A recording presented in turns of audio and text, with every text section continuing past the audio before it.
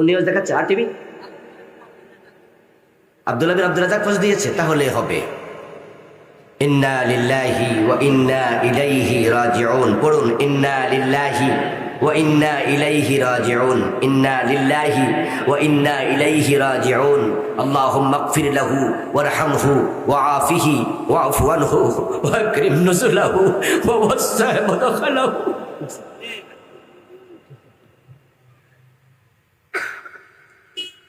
اللهم اغسله بالماء والثلج والبرد ونقه من الخطايا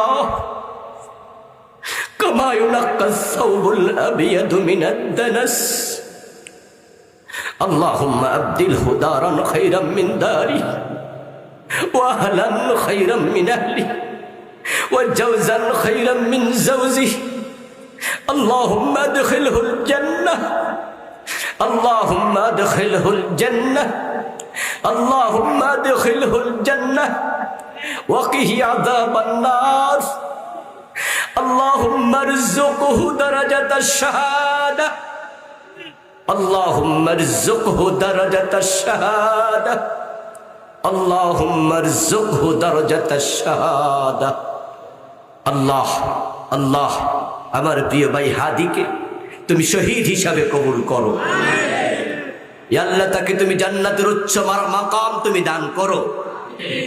বাংলাদেশ এক সূর্য সন্তানকে হারালো।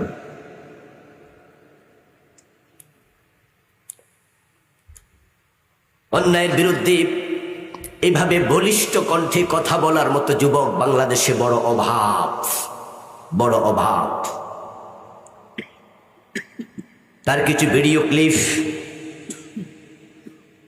আহত হওয়ার পর থেকে সোশ্যাল মিডিয়ায় খুব দেখা যাচ্ছিল, কিভাবে শাহাদাতের জন্য তার কামনা, তীব্র ভাষণা। একটি ভিডিওতে দেখলাম সে 2-3 জনকে সাথে নিয়ে তার নির্বাচনী প্রচারে বলছিল, আমাদেরকে থামাতে পারবা না, যদি মাথায় গুলি করো অথবা বুকে গুলি করো তাহলে থামবো, এর আগে নয়।